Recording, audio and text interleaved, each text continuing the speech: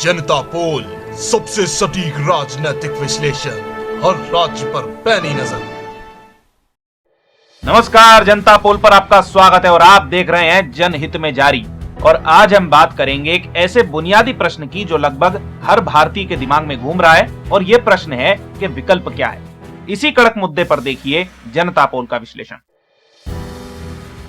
किसान बिल, बढ़ती बेरोजगारी, गिरती अर्थव्यवस्था आदि न जाने कितने मुद्दों पर चौतरफा घिरती सरकार जहां इन मुद्दों और इनसे जुड़े प्रश्नों से बचती हुई नजर आती है, तो वहीं दूसरी ओर विपक्ष की क्या बात करें। गांधी परिवार के इर्द गिर्द घूमती कांग्रेस की राजनीति और यूपीए सरकार के वक्त न जाने कितने भ्रष्टाचार के आरोपों में दबी कुचली पड़ी पार्टी एक उंगली उठाए तो तीन उंगली उसी की ओर मुड़ जाती है। और राजनीतिक दलों की इस आपसी रस्सा खींच में मानो जनता लगातार पिसती जा रही है। संसद भवन में सरकार के सामने विपक्ष में बैठने वाली पार्टियों की बात करें तो कांग्रेस और सरकार विरोधी अन्य दल जहां खुद ही परिवारवाद और भ्रष्टाचार के आरोपों में कई वर्षों से घिरे हुए हैं, तो वहीं दूसरी ओर बीजू जनता दल, वाईएसआर कांग्रेस, एआईएडीएमके, जेडीयू आदि औपचारिक या अनौपचारिक रूप से सरकार का समर्थन करते दिखाई देते हैं। लेकिन गौर करने वाली बात यह है कि बुनियादी प्रश्नों पर सरकार की ओर से पलटवार तो बड़ा जोरदार किया जाता है, लेकिन उन प्रश्नों का जवाब कम ही मिलता है। अर्थव्यवस्था और बेरोजगारी जैसे मुद्दों पर जहां सरकार ढंग का जवाब नहीं देती है, तो वहीं दूसरी ओर जनता का ही एक धड़ा बड़ा मुस्कुरा कर ये पूछता है कि भले अर्थव्यवस्था और रोजगार पर सरकार विफल हो, लेकिन विकल्प क्या है। और इस प्रश्न के सामने आते ही सारे प्रश्न मानो दब जाते हैं।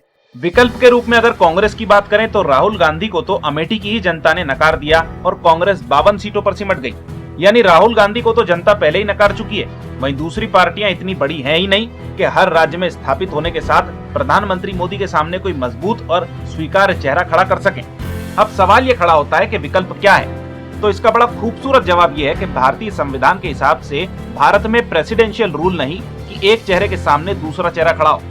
भारतीय संविधान के हिसाब से जनता सांसद चुनती है और सांसद प्रधानमंत्री चुनते हैं।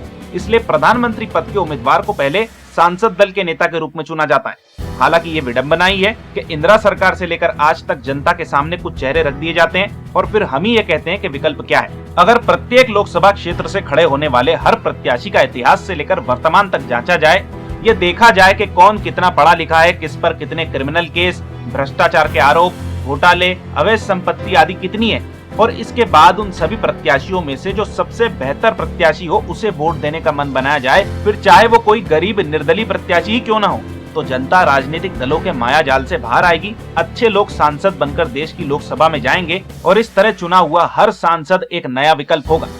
138 करोड़ की जनसंख्या में न जाने कितने करोड़ों विकल्प मौजूद हैं। चाहिए तो सिर्फ एक अलग सोच और नजर इन विकल्पों को पहचानने के लिए। खैर, हमारे साथ बने रहने के लिए धन्यवाद।